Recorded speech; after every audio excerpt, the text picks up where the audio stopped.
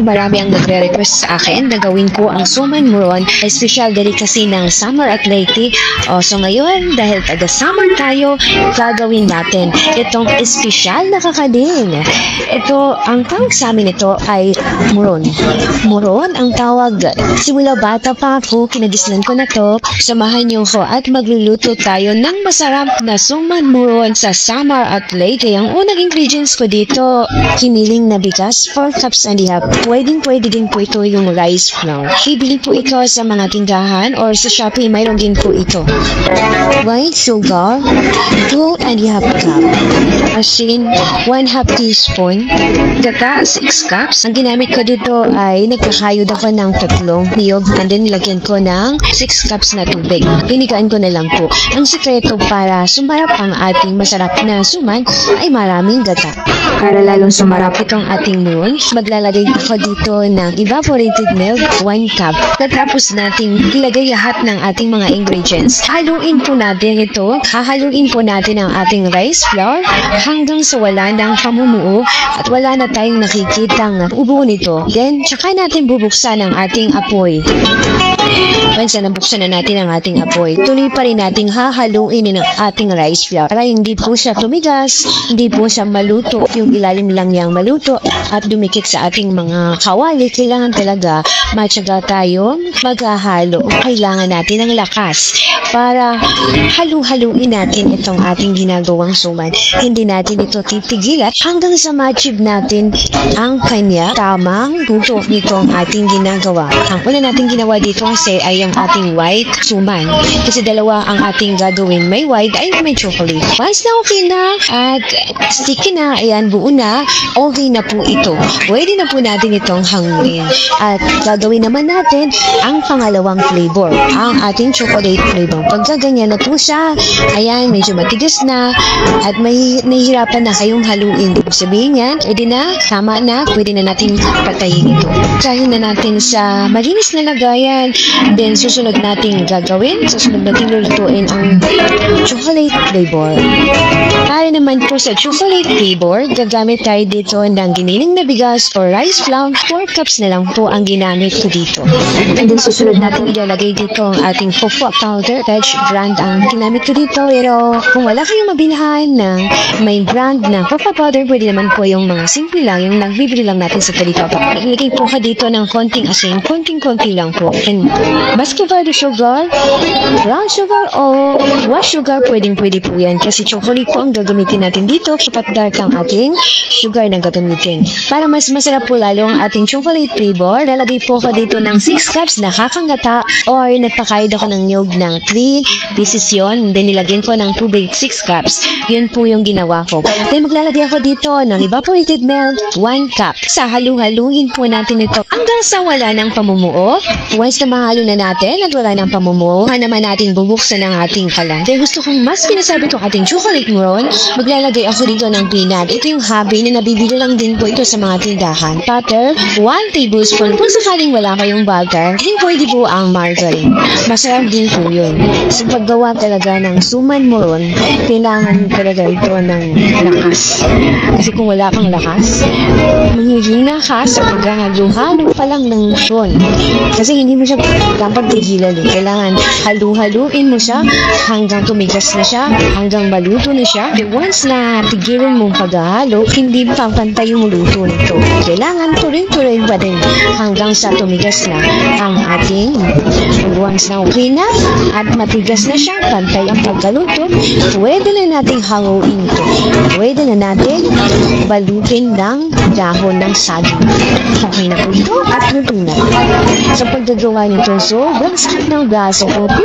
Okay lang, sulit naman dahil marami akong nagawa at sobrang sarap ito. Ayan, nakikita nyo, matigas na siya. Ayan, pwede na yan. Okay na po yan? Pwede na natin patayin ang ating dahil gusto ko, mas pinasarap itong ating suman. Gagawa tayo ng ganache. Ang ganache na ito yung pinakalas na palaman na ilalagay natin sa ating suman. Ang gagamitin natin dito ay condensed milk. 1 can ng ating condensed milk. All-purpose flour, 1 cup. Pwede ipagsama na natin ang ating condensed milk at ang all-purpose flour. Ito'y haluin natin hanggang sa wala ng kasdong. Okay na, wala ng pamumuo. Ilalagay na natin dito ang 1 piece of video. Cocoa powder, 1/3 cup.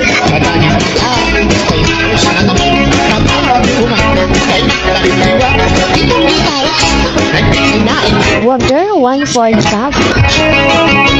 Lahat ng ingredients ay nahalo-halo na. Tsaka natin bubuksan ang ating apoy. Lulutuin lang po natin itong ating ganache hanggang sa lumakot. Once na malapot na at pwede na rin palaman sa ating maroon, okay na po ito.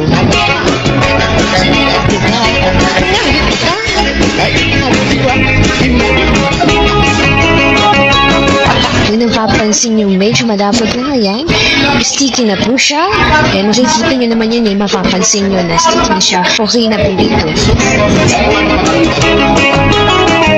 Tatlong luto po ang ginawa ko dito. Yung white, then yung chocolate, ang last naman yung pinakapalaman. Usually kasi yung suman, wala na pong ganache yun. Ako lang po talaga yung gumawa ng may ganache pa. So ayan, naluto na natin yung ating chocolate. Ayan, okay. Ganyan lang po ang pagkaluto. Yung white at itong ating ganache. Dahil gusto ko pantay, 1 tablespoon ng white. Ayan, ipaplat po natin yan. Ipaplat natin siya.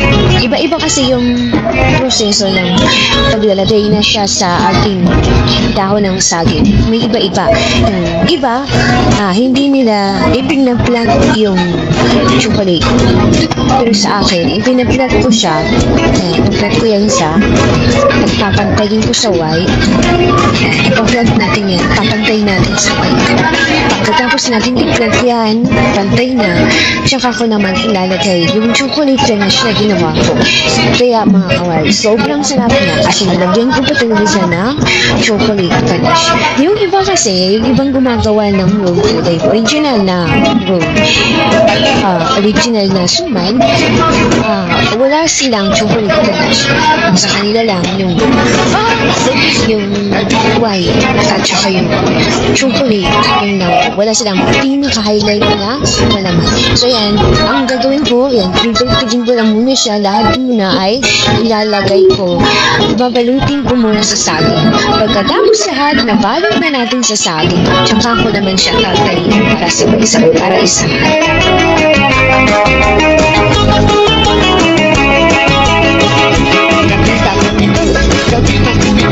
Waray!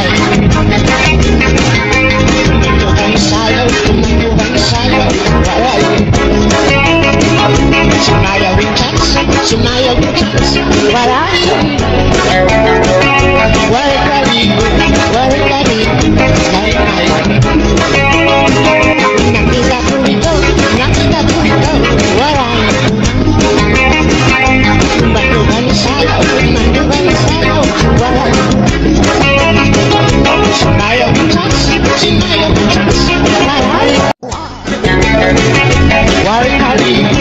once na ibalot na natin sa saging lahat ng ating suman yun, sabay-sabay naman natin tatalian para isang gawa lang natin na yun.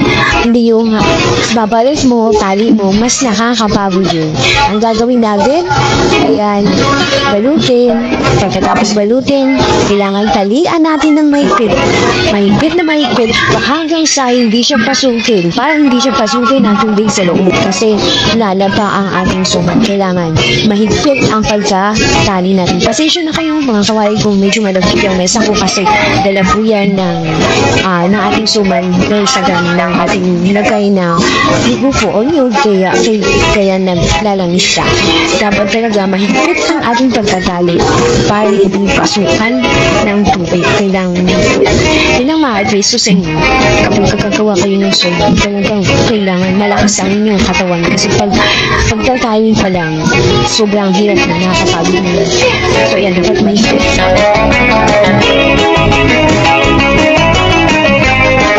Sa aking recipe na to, nakagawa ako ng 45 pieces na suman muron. Napakadami na niya.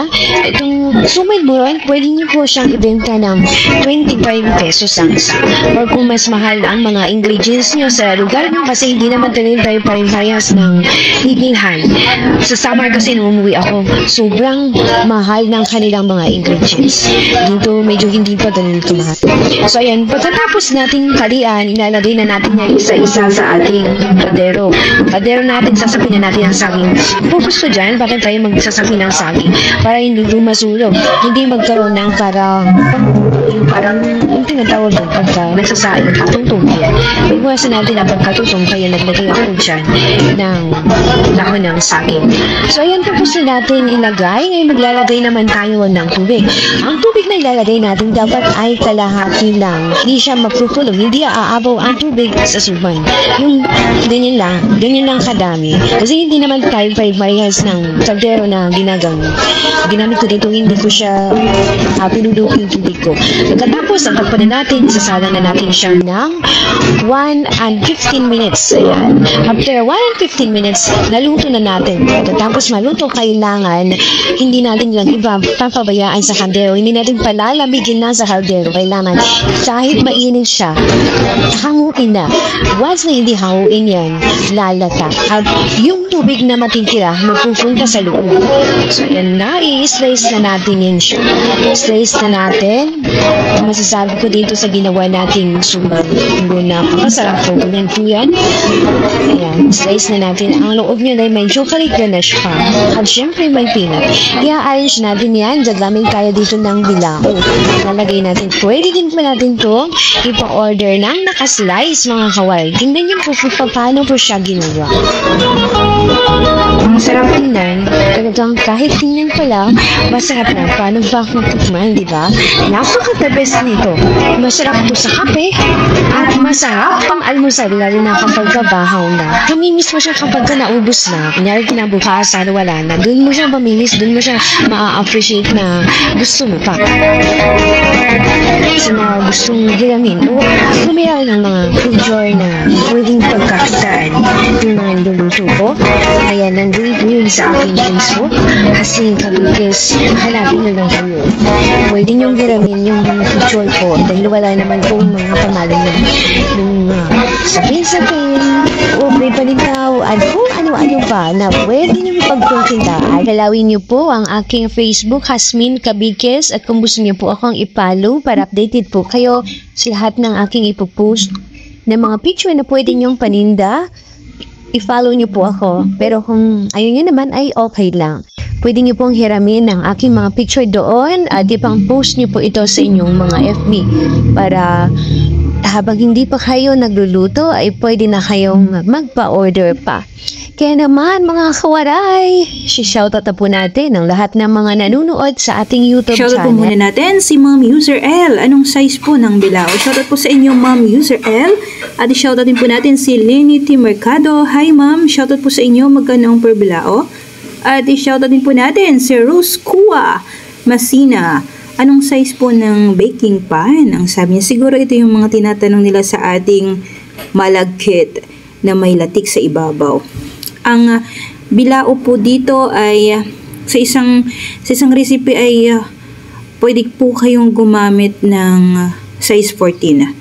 Ayan, thank you po sa walang sawang panunood at pag-comment nyo sa aking YouTube channel.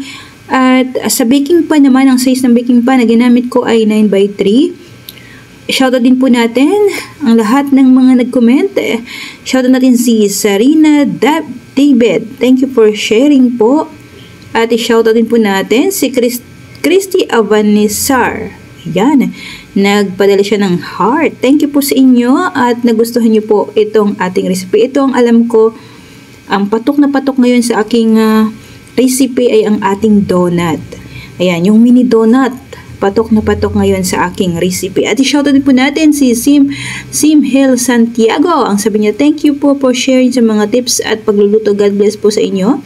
Shoutout po natin si Eli. Ang sabi niya, good for 1 week ba itong biko, ma'am? Yes, pwede po yan at hindi po yan mapapanis kahit hindi nyo na po ilagay sa rep. At i-shoutout din po natin si Kong Ngayon Ko. i-shoutout po natin si Simhil Santiago. Kung ngayon ko po ng gabi lutuin ito tapos bukas po ng okasyon or kasi hindi ba mapapanis or matutunaw o titigas ang toppings? Ma'am, hindi po. Kapag ka po maayos po ang pagkaluto nyo, hindi po napapanis ang ating bibingka. Tumatagal po ito ng 3 days. Kahit nasa mesa nyo lang, takpan nyo lang. Hindi po siya maano. Lalo na kapag ang latik. Ang latik kasi yung nagpapatagal ng buhay ng pagkain eh. At napatunayan ko na yan nung nagluto ako ng sapin-sapin.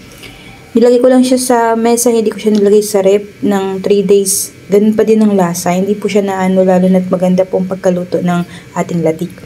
Shoutout po natin si Diane Gachelian. Hi po! Wow, madam! Buti pa't nagluto po kayo ng kakanin kasi nahihirapan ako kung paano gumawa ng latik sa ibabaw. Gagawin ko rin yan ganito. Malapit na ang undas. Thank you, ayan. Diyos ko po, napakadali na lang po nito. Sundan nyo na lang po ang aking recipe at kung paano ko po siya niluluto. At shoutout din po natin sa Rose Kua Masina. Sabi niyo, wow, my favorite. Thank you for sharing. Pwede po ba humingi ng tips at ingredients with measurement? God bless. Ma'am, nakalista na po yan sa aking video. Thank you po sa walang sawang panonood nyo, Ma'am Diane Gachelian at kay Ma'am Rose Kua Masina. Thank you po sa walang sawang panonood at pag-comment nyo sa aking YouTube channel. At i-shoutout din po natin si Ma'am Lily Marmol. Hi po, good morning Miss Jazz. Wow, ganyan pala paggawa ng masarap na biko. Favorite ko po. Ang biko lalong pinasarap mo. Try yan. Hey, hello Kathleen, ganda. Thank you, madiscarding waray. Thank you po sa walang sawang panonood. Pag-comment nyo Ma'am Lily Marmol. At i-shoutout din po natin si Ma'am Marisa Bombales. Maupay nga aga kawaray. Thank you, bagong version ng biko. Hello little girl, God bless you of both. Ang sabi niya. Thank you po Ma'am Marisa Bombales. Ayan, talagang walang sawang nanonood at nagko-comment kayo sa aking YouTube channel. At si Ma'am Lily Marmol. Thank you po sa inyo. At shoutout din po natin si Ma'am Maria Corazon Tanola. Hi Ma'am Maria Corazon Tanola. Sabi niya, good morning po Ate Jazz. Caitlin, ang sarap ng bibingka. May latik. Thank you for sharing. God bless. Good idea sa mga tips at pagluluto. God bless. At i-shoutout po natin si Christy Sanchez. Hi po Ma'am Christy Sanchez. At ang sabi niya ay salamat. Hello, good morning Sis Jazz. At cute na si Caitlin. Salamat ulit sa pag-share ng reseping pinasarap kakanin 2-in-1 sa Bilao. Thank you po talaga sa walang sawang panonood nyo. Muli ay shoutout natin si Ma'am Christine Sanchez at si Ma'am Maria Corazon Tanola. Thank you po sa walang sawang panonood nyo. At i-shoutout din po natin si Jennifer Baquiros. Wow, karasa, ang sabi niya. At i-shoutout din po natin si Ma'am Liza Sulet. Ang sabi niya, thank you. Ayan ma'am, sa lahat ng mga nanunood, thank you po sa inyong lahat sa walang sawang pagkukomment at dito nga, panonood nyo sa akin. Talaga namang na-appreciate ko po yun. Lalong-lalo na po yung palaging nagko-comment sa akin. Thank you and God bless po sa ating lahat mga kawaray.